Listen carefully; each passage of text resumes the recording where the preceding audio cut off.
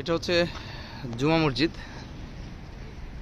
রাসূল সাল্লাল্লাহু আলাইহি ওয়াসাল্লাম জীবিত থাকা অবস্থায় মদিনায় যে কটা মসজিদ তৈরি হয়েছে তার মধ্যে এটা একটা অন্যতম মসজিদ।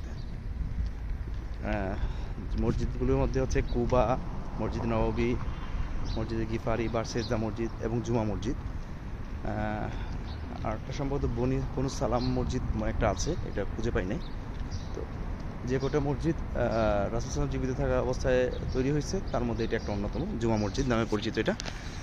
এই মসজিদের বৈশিষ্ট্য হচ্ছে রাসূল সাল্লাল্লাহু আলাইহি ওয়াসাল্লাম এখানে প্রায় জুমা পড়তেন, আর এই জন্য এই মসজিদের নামটাই হয়ে গেছে জুমা মসজিদ। বেশ সুন্দর। এখানে মসজিদগুলো প্রায় সবগুলোই একই ধাঁচের, তুর্কি ডিজাইনের। এটা সম্ভবত আমরা সেই কুবা রোডের পাশে সেই দরজা সম্ভবত, এখানে যদিও সাইনবোর্ড আছে কিনা, ওই তখনকার সময় যে দরজাটা সেটা রেখে দেওয়া হয়েছে, মসজিদের যে দরজাটা, এই দরজাকে স্মৃতি হিসাবে বা স্মারক হিসাবে থাকলো এটা এখানে। আর এটা হচ্ছে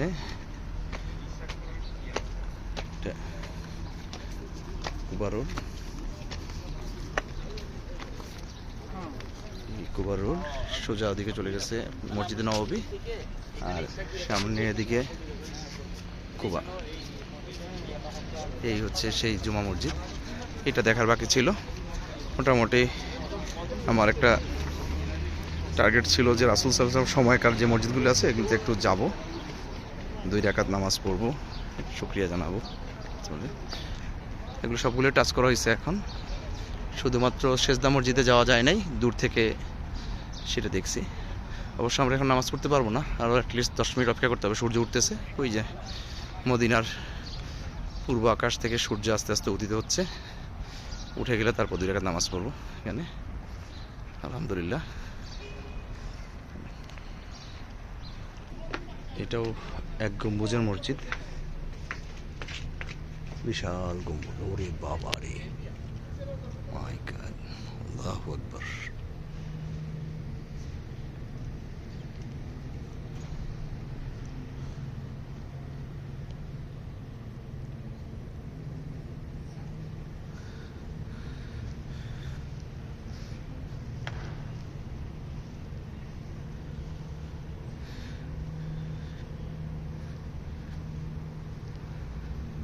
আলহামদুলিল্লাহ।